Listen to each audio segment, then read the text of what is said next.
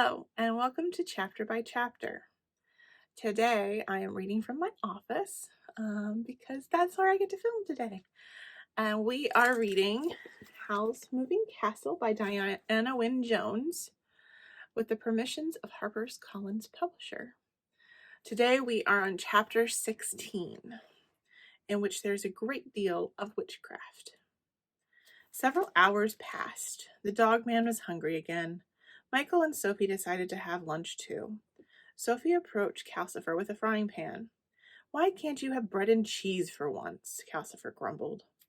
All the same, he bent his head. Sophie was just putting the pan on top of the curly green flames when Hal's voice rang out hoarsely from nowhere. "Brace yourself, Calcifer! She's found me!" Calcifer sprang upright. The frying pan fell across Sophie's knees.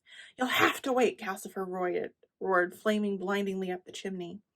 Almost at once he blurred into a dozen or so burning blue faces as if he was being shaken violently about and burned with a loud throaty whirring.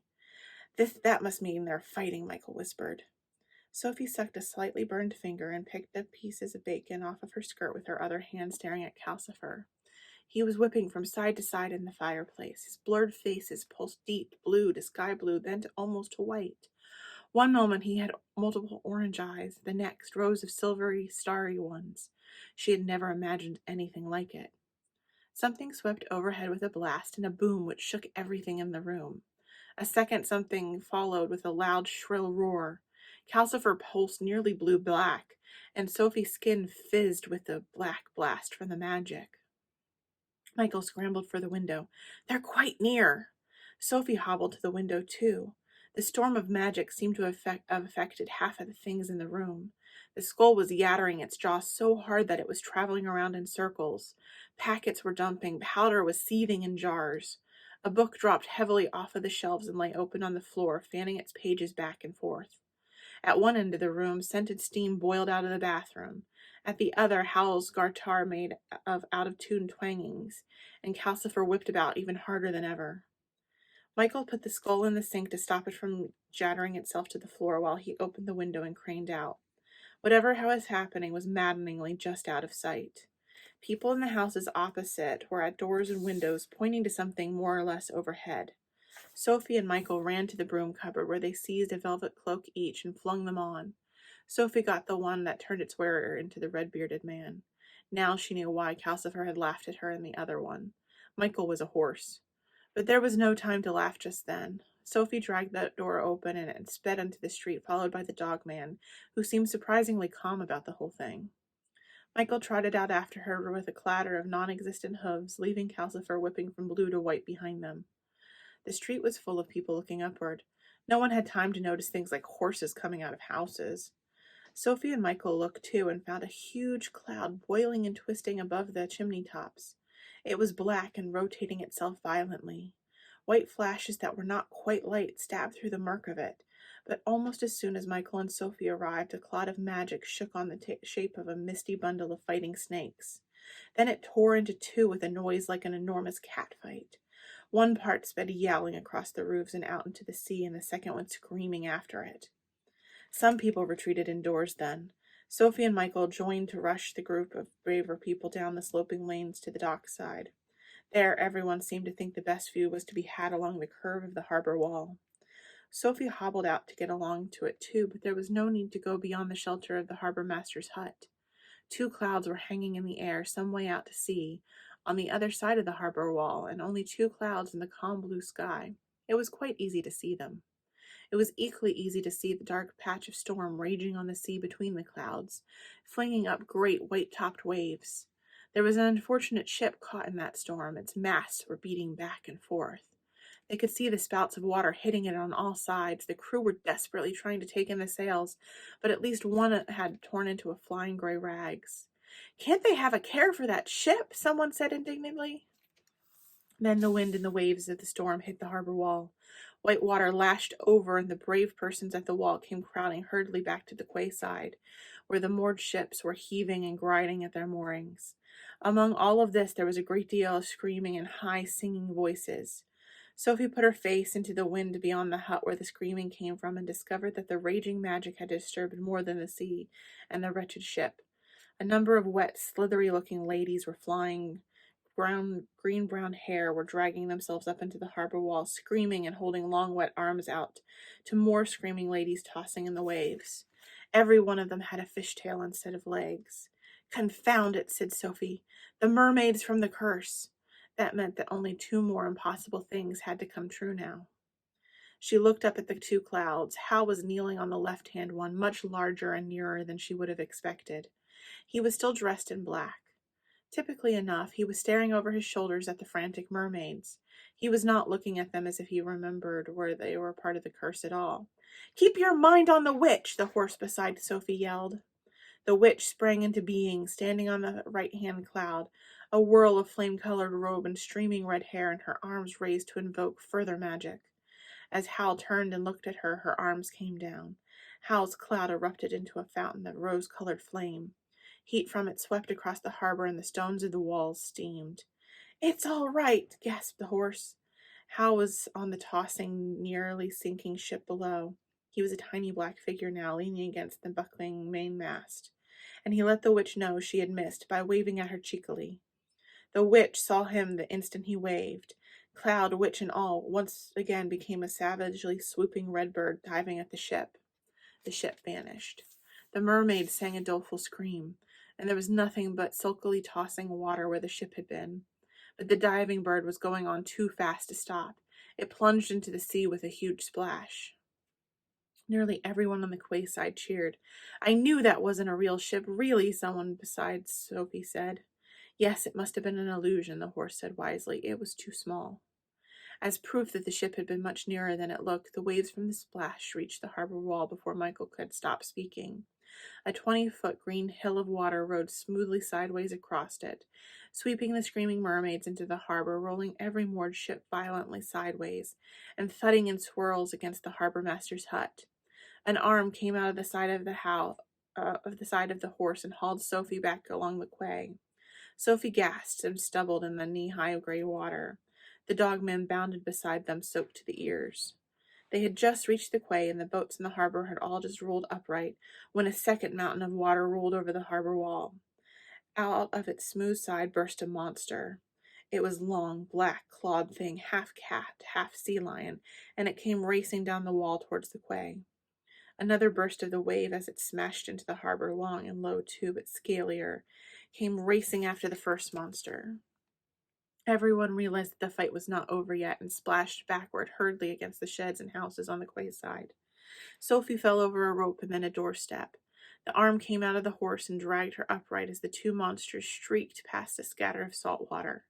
Another wave swirled over the harbor wall, and two more monsters burst out of that. They were identical to the first two, except for the scaly one was closer to the cat-like one, and the next rolling wave brought two more closer together yet.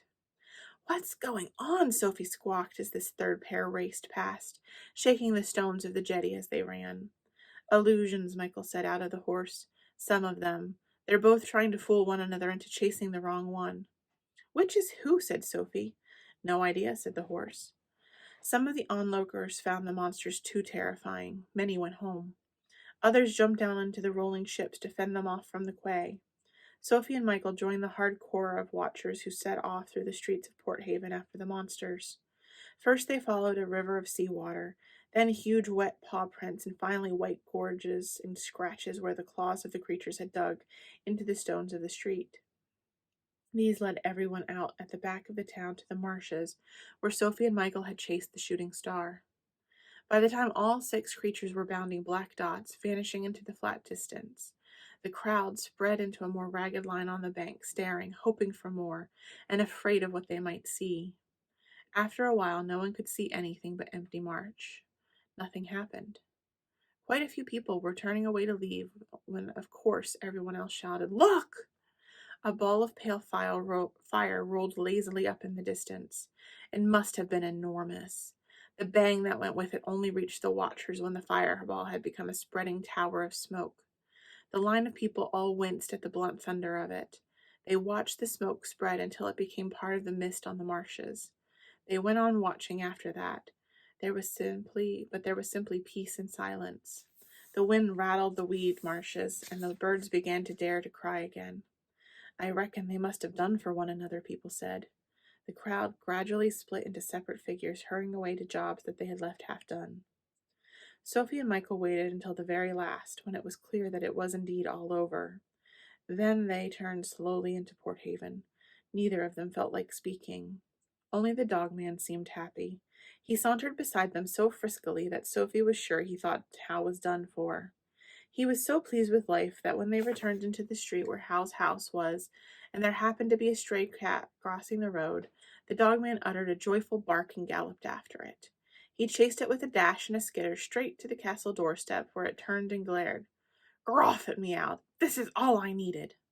The dog backed up, looking ashamed. Michael clattered up to the door. "Hal!" he shouted. The cow shrank to kitten size and looked very sorry for itself. "But you both look ridiculous," it said. "Open the door. I'm exhausted." Sophie opened the door and the cat crawled inside. The cat crawled to the hearth where Calcifer was down to the merest blue flicker, and with an effort got its front paws up into the chair seat. There it grew rather slowly into Howl bent double. "Did you kill the witch?" Michael asked eagerly, taking off his cloak and becoming himself too. "No," said Hal. He turned round and flopped into the chair where he was looking very tired indeed. "All that on top of a cold," he croaked. "Sophie, for pity's sake, take off that horrible red beard and find a bottle of brandy in the closet. Unless you've drunk it or turned it into turpentine, of course." Sophie took off her cloak and found the brandy in a glass. Hal drank one glass of it as if it were water, and then he poured out a second glass, and instead of drinking it, he dripped it carefully on Calcifer. Calcifer flared and sizzled and seemed to revive a little. Hal poured a third glass and lay back sipping it. "Don't stand staring at me," he said. "I don't know who won. The witch is mighty hard to come at. She relies mostly on her fire demon and stays behind out of trouble. But I think we gave her something to think about, Calcifer?" "It's old," Calcifer said with a weak fizzle from under the logs. "I'm stronger, but it knows things I've never thought of. She's had it for 100 years, and it's half killed me." He fizzled a bit and then climbed further out of his logs to grumble. "You might have warned me." "I did, you old fraud," Hal said wearily. "You know everything I know." Hal lay slipping brandy while Michael found bread and sausage for them to eat.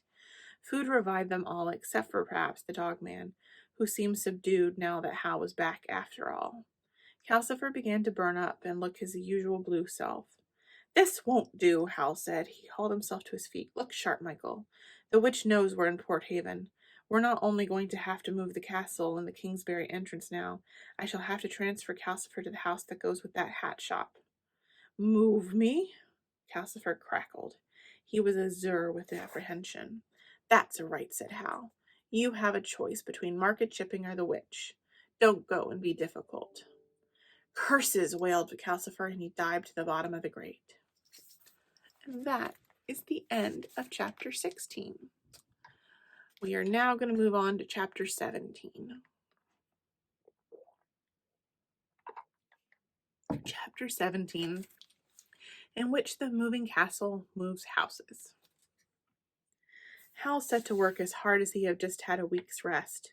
If Sophie had not seen him fight a grueling magic battle an hour ago, she would never have believed it. He and Michael dashed about, calling measurements to one another and chalking strange signs in the places where they had earlier put up metal brackets. They seemed to have a chalk in every corner, including the backyard. Sophie's cubbyhole under the stairs and the odd-shaped place in the bathroom ceiling gave them quite a bit of trouble.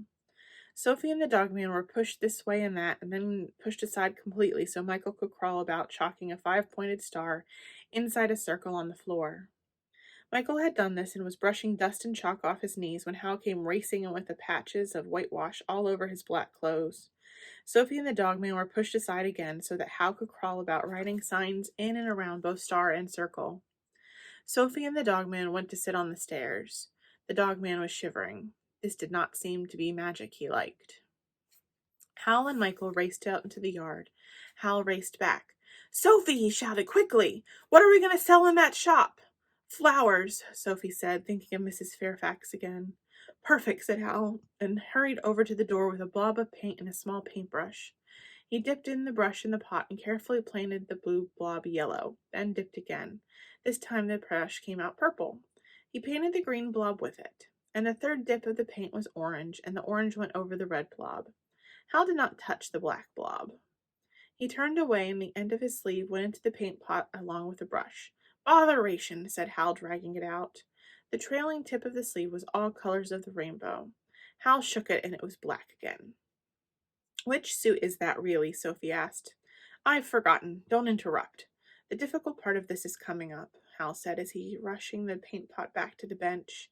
He picked up a small jar of powder. "Michael, where's the silver shovel?" Michael raced in from the yard with a big gleaming spade. The handle was wood, and the blade did seem to be solid silver. "All set out there?" he said. Hal rested the shovel on his knee in order to draw a chalk sign on both handle and blade. He sprinkled red powder from the jar on it, and he put a pinch of some grains carefully onto each point of the star and tipped all the rest into the middle. "Stand clear, Michael. Everybody stay clear. Are you ready, Calcifer?" Calcifer emerged from his logs in a long thread of blue flame. "As ready as I'll ever be," he said. "You know this could kill me, don't you?" "Look on the bright side," said Hal. "It could be me that it kills. Hold on tight. 1, 2, 3. He dug the shovel into the grate very steadily and slowly, keeping it straight and level with the bars. For a second he juggled it gently to get it under Calcifer. Then, even more steadily and gently, he raised it. Michael was quite obviously holding his breath. "Done it," said Hal. Logs toppled sideways. They did not seem to be burning. Hal stood up and turned around, carrying Calcifer on the shovel. The room filled with smoke.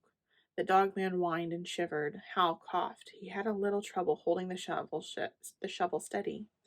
Sophie's eyes were watering, and it was hard to see clearly, but as far as she could tell, Calcifer, just as he had said to her, did not have feet or legs either. He was a long, pointed blue face rooted in a faintly glowing black lump. The black lump had a dent in the front of it, which suggested at first sight that Calcifer was kneeling on tiny folded legs. But Sophie saw that that was not so when the lump rocked slightly, showing it was rounded underneath. Calcifer also obviously felt terribly unsafe. His orange eyes were round with fear, and he kept shooting feeble little arm-shaped flames out from either side, in a useless attempt to take hold of the sides of the shovel. "Won't be long," Hal croaked, trying to be soothing, but he had to shut his mouth hard and stand for a moment trying not to cough.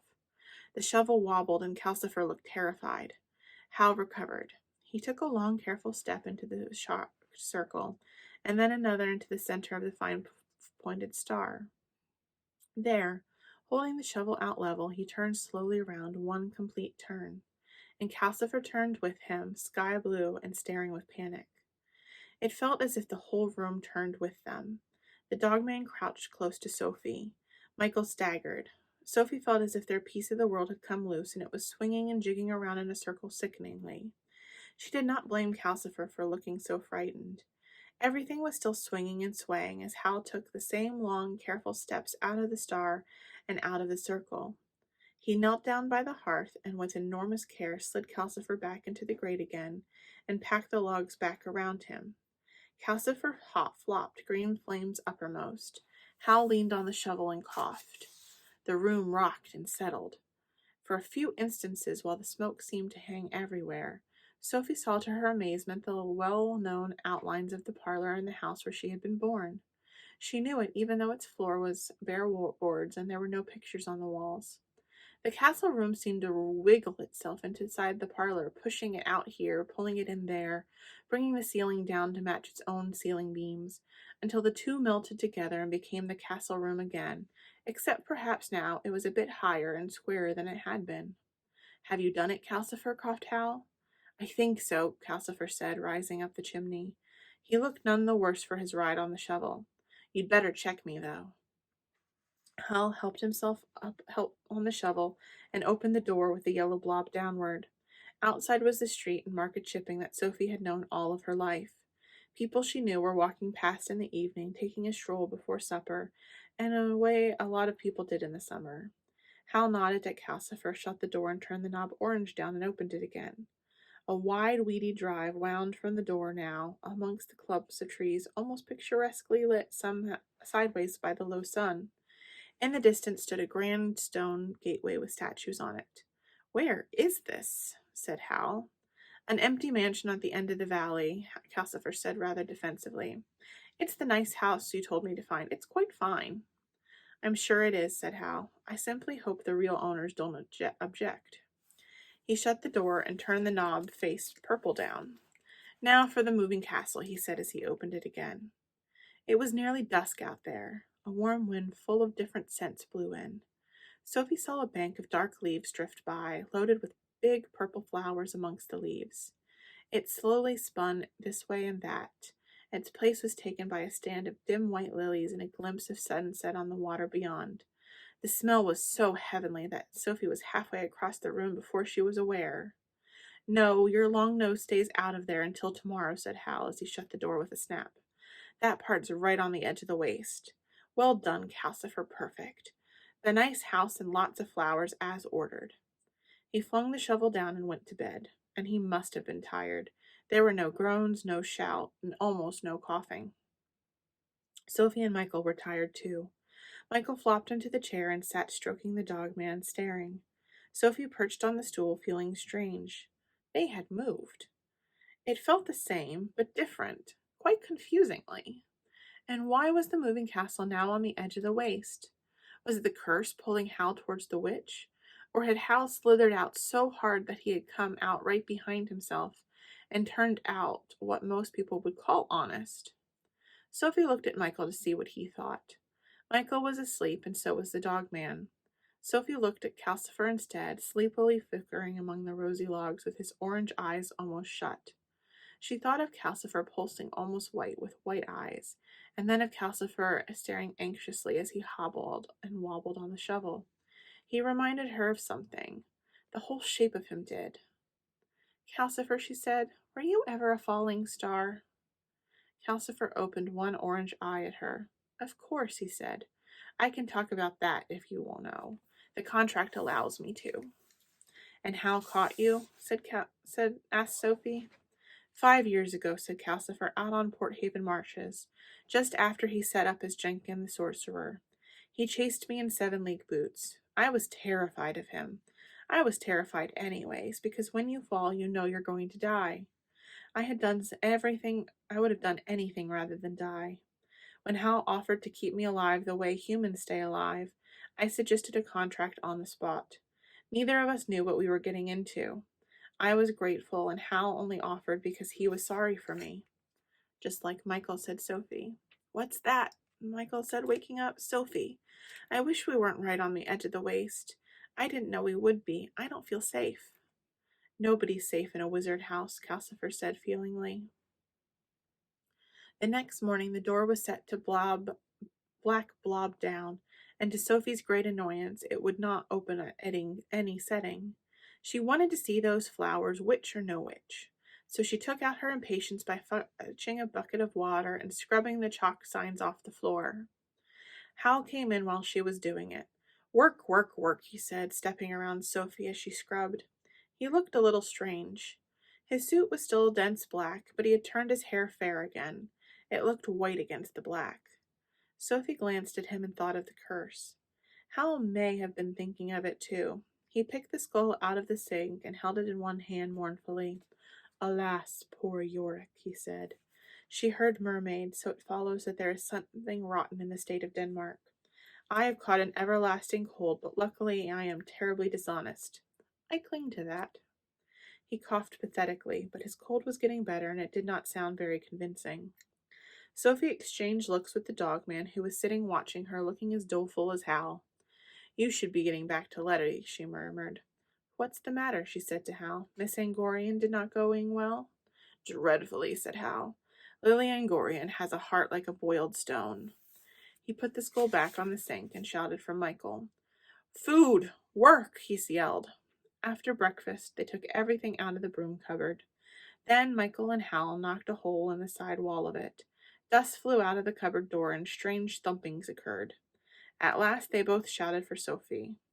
Sophie came, meaningfully carrying a broom, and there was an archway where the wall had been, leading to the steps that had always connected the shop and the house. Hal beckoned her to come and look at the shop. It was empty and echoing. Its floors were now tiled in black and white squares, like Mrs. Penstemmon's hall, and the shelves which had once held hats had vase of wax silk roses and a small posy of velvet cowslips on them. Sophie realized she was expected to admire it, so she managed not to say anything. I found the flowers in the work shed out in the back. Come and look at the outside. He opened the door to the street, and the same bell shop tinkled that Sophie had heard all of her life. Sophie hobbled out into the empty early morning street.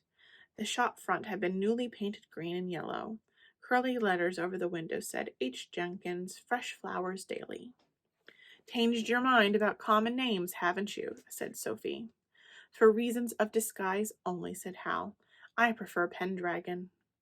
And where did the fresh flowers come from? Sophie asked. You can't say that and then sell wax roses off of hats. Wait and see, said Howl, leading the way back into the shop. They went through and out into the yard Sophie had known all of her life. It was only half the size now, because Howl's yard from the moving castle took up one side of it. Sophie looked beyond the brick walls of Howl's yard to her own old house. It looked rather odd because of the new window in it that belonged to Howl's bedroom, and it made Sophie feel odder still when she realized that Howl's window did not look out onto the things she saw now. She could see the window of her own old bedroom up above the shop. That made her feel odd, too, because there did not seem to be any way to get up into it now. As Sophie hobbled after Howl indoors again and up the stairs to the broom cupboard, she realized she was being very gruff. Seeing her old home this way was giving her a fearsome mixed feelings. I think it's all very nice, she said. Really, said Howl coldly. His feelings were hurt. He did so like to be appreciated, Sophie thought, sighing, as Howl went to the castle door and turned the knob purple down. On the other hand, she did not think she ever praised Howl any more than Calcifer, and she wondered why she should start now. The door opened. Big bushes loaded with flowers drifted gently past and stopped, so that Sophie could climb down amongst them. Between the bushes, lanes of long, bright green grass led in all directions. Howl and Sophie walked down the nearest, and the castle followed them, brushing petals off as it went. The castle, tall and black and misshapen though it was, blowing its peculiar little wisps of smoke from one torrent or another, did not look out of place here. Magic had been at work here. Sophie knew it had, and the castle fitted somehow. The air was hot and steamy, and filled with the scent of flowers, thousands of them. Sophie nearly said that the smell reminded her of the bathroom after Howl had been in it, but she bit it back. The place was truly marvelous. Between the brushes and their loads of purple, red, and white flowers, the wet grass was full of smaller flowers, pink ones with only 3 petals, giant pansies, wild phlox, lupines of all color, orange lilies, tall white lilies, irises, and myriad others. There were creepers growing flowers big enough for hats, cornflowers, poppies, and plants with strange shapes and stranger colors of leaves. Though it was not much like Sophie's dream of a garden like Mrs. Fairfax's, she forgot her gruffness and became delighted. You see, said Howl. He flung out an arm, and his black sleeve disturbed several hundred blue butterflies feasting on a bush of yellow roses.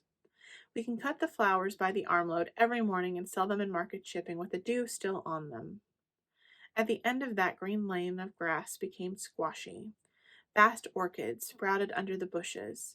Howl and Sophie came suddenly to a steaming pool crowded with water lilies. The castle veered off sideways around the pool and drifted down another avenue lined with different flowers. If you come out here alone, bring your stick to test the ground with. It's full of springs and bogs, and don't go any further that way. He pointed southeast to where the sun has fierce white disk in the misty air. That's the waste over there, very hot and barren and full of witch. Who made these flowers right at the edge of the waste? Sophie said. Wizard Suleiman started it a year ago, Howl said, turning towards the castle. I think his notion was to make the waste flower and abolish the witch that way. He brought hot springs to the surface and it got growing. He was doing very nicely until the witch caught him. Mrs. Penstemon said some other name. Sophie said, He came from the same place as you, didn't he? More or less, said Howl. I never met him, though. I came and had another go at the place a few months later. It seemed a good idea. That's how I came to meet the witch. She objected to it. Why? Said Sophie. The castle was waiting for them. She likes to think of herself as a flower, said Howl, opening the door. A solitary orchid blooming in the waste. Pathetic, really. Sophie took another look at the crowded flowers as she followed Howl inside. There were roses, thousands of them. Won't the witch know you're here? I tried to do the thing she least expected, Howl said. And are you trying to find Prince Justin? Sophie asked. But Howl slithered out of answering by racing through the broom cupboard, shouting for Michael. The end of chapter 17. I hope you enjoyed this chapter by chapter, and we will see you next week for our next one. Thank you and have a good night.